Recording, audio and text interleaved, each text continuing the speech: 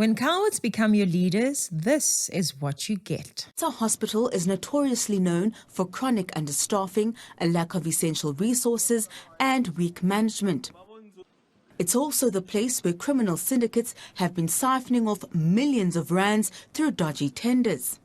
These syndicates we have mentioned here, whether it's Maumela, whether it's Mazibuko, whether it's Ket Matlala, whether it's X,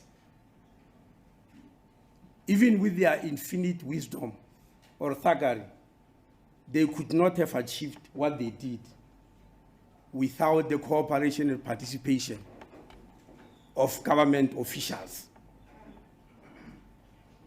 who may happen to be junior, who you call small fish. It will not have happened without them. If they did not want it to happen, these syndicates will have been nothing and they will have achieved nothing. Who is he talking about here? Who is the problem in this whole mess? Deputy President Paul Mashatile's name is tainted in relation to the Department of Health. Well, in a written reply to questions in the Gauteng legislature, the provincial MEC for Health, Nomanto Nkomeralehoko, revealed that companies with links to Deputy President Paul Mashatile's sons have been paid millions to ensure that hospitals in the province are compliant with occupational health and safety measures. Now, in an investigative report, News 24 has revealed that an estimated 46.6 million has already gone to these companies meant to service fire alarms and sprinkler systems. This is in relation to the same department that Minister Aaron is in charge of. Minister Aaron is in the same party as Deputy President Paul Mashatile, the same party as Zweli Mkhize, another man named in the corruption that occurred in the Department of Health. Shopping sprees for luxury goods and overseas jaunt, expensive home upgrades and other personal expenses. This is how the former health minister Zweli Mkhize's close associate, we're told, blew at least 1 million rand of the money meant for vital COVID-19 communication. Why is it that Minister Aaron is not stating the obvious? Why is he not mentioning the most essential part of the problem? The criminals behind all of this are ANC. The government officials behind all of this are ANC. That is a fact. The sooner they can man up and say these facts, the sooner the problem can be dealt with. I mean, the irony of the story is that there have been 2 fires this year at Tembisa Hospital. And you know what? For me, if they gave each other these tenders, overpaid each other and actually did the job, it would be one thing. But they've been giving each other these tenders, taking the millions and still failing to do the job, resulting in the lives of South Africans being endangered. The companies are still claiming an additional 44 million rand because they're claiming for services the department says they're doing. I want to know what they are doing. They certainly didn't do anything at the Tembisa Hospital, and all of our 37 hospitals are non-compliant with occupational health and safety legislation. So, it looks very fishy indeed. And in fact, the original contract, which was given about 3 years ago, was for 49 million rand. Now the total claims of these companies is over 90 million rand. So, look, it's all very suspicious. And we need to know what exactly these companies have been doing with this enormous amount of money when our hospitals are still not fireproof. Just imagine that. It is the Comrades that have caused the mess that many citizens find themselves in right now, is it not? Listen to Gweda Mantashe say it. I know that we have a lot of singing councillors, but we have no councils. We all sing well, but capacity dololo.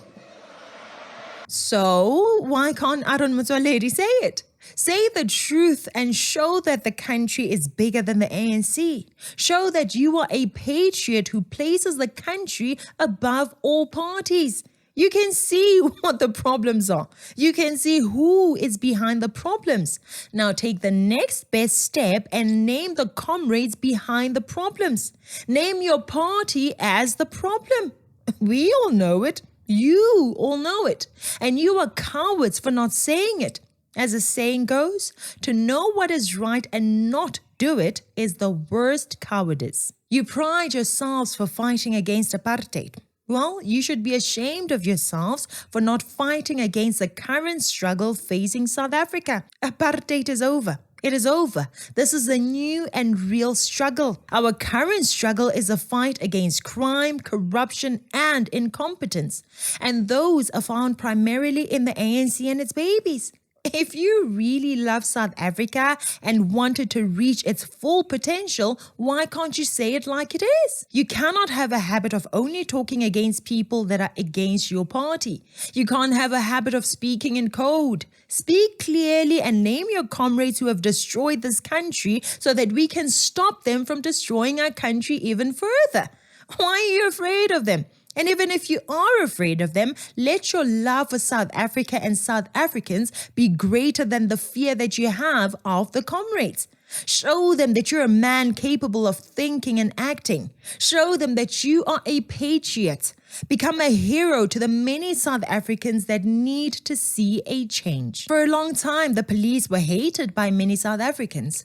Now we see people falling in love with General Mkhwanazi. Why? Because he stood up.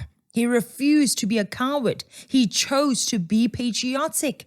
In like manner, many people hated government employees but fell in love with Barbita Deokaran.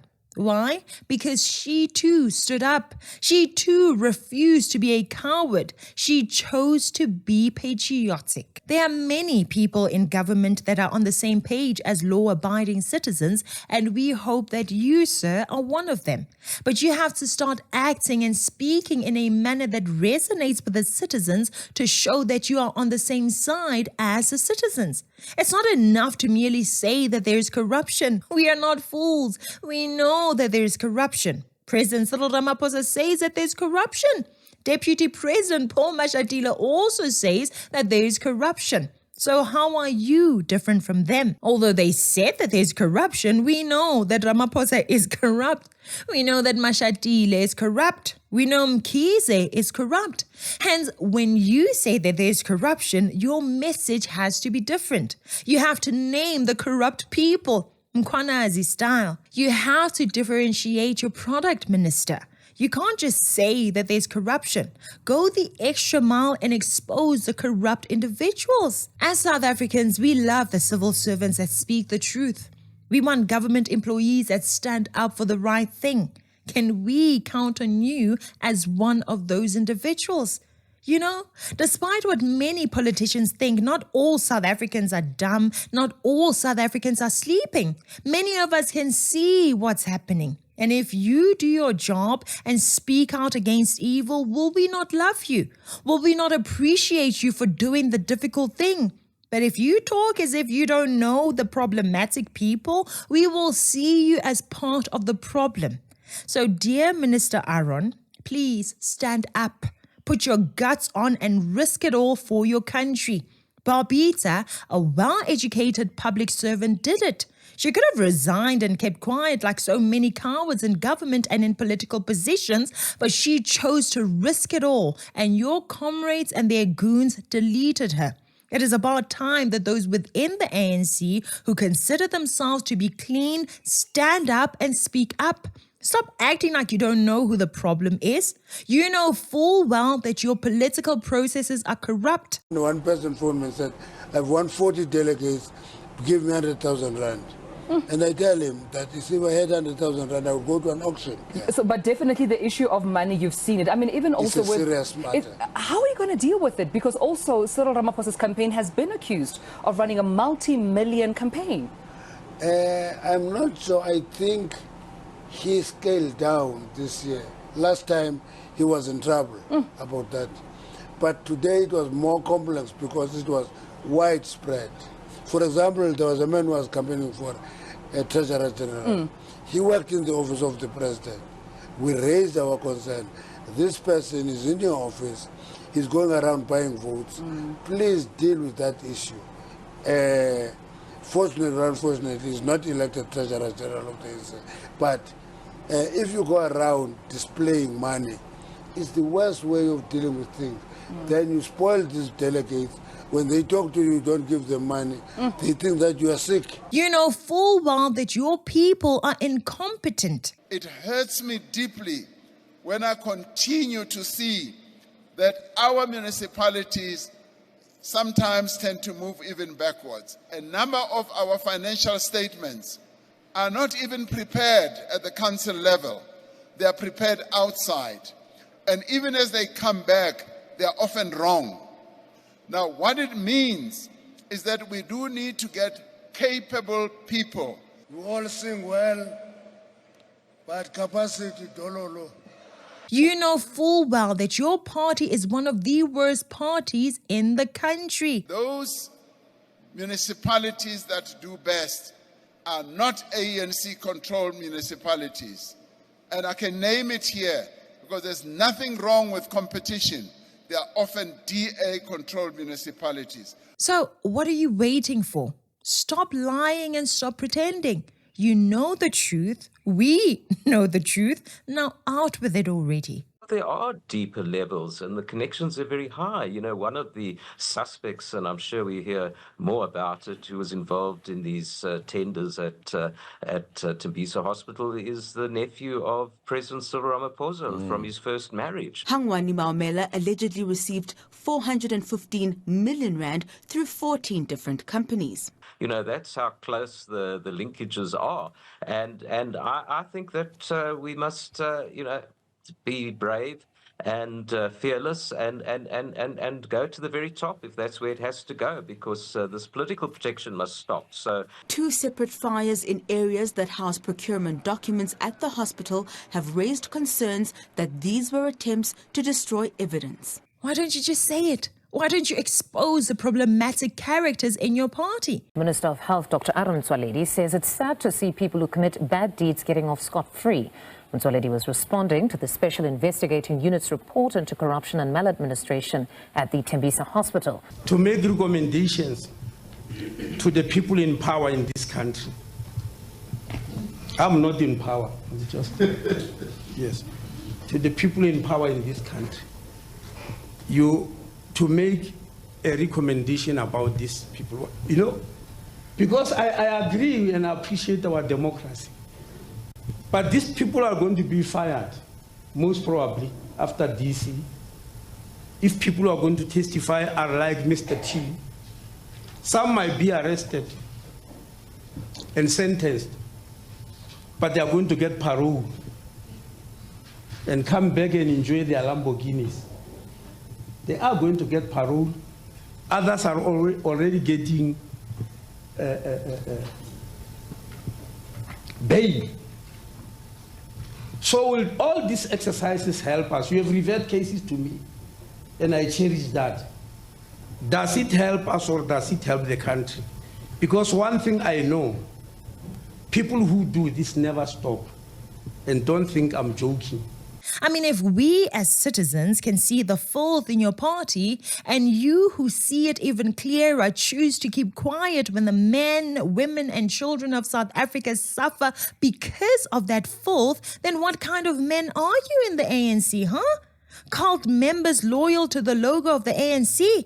Similar to the EFF and MK party cult members who are loyal to their cult leaders. Or similar to Floyd Shibambu, who waits until he exits the party to start getting the guts to tell the truth. No, man. Speak up when you're still inside to show us that you are a free thinker. What is holding you back? Fear of Cyril Ramaphosa and Paul Mashatile. Sir, do not fear those who kill the body but cannot kill the soul, but rather fear him who is able to destroy both soul and body in hell. What is stopping you from standing up for the citizens? Fear of losing the blue lights and the positions? The wise King Solomon said, people with integrity walk safely, but those who follow crooked paths will be exposed. There are much bigger things in life than blue lights and ministerial positions. Please be one of the heroes that South Africa has been praying and waiting for. Anyway, that's it for today. Let's keep praying that more and more public servants gain the courage to stand for truth, not just for their sake, but for the sake of South Africa and all her people. Please share this video with every public servant that you know. Thank you so much for watching. I'm Katlego. This is Citizen Concerned. And until next time, beware of the comrades.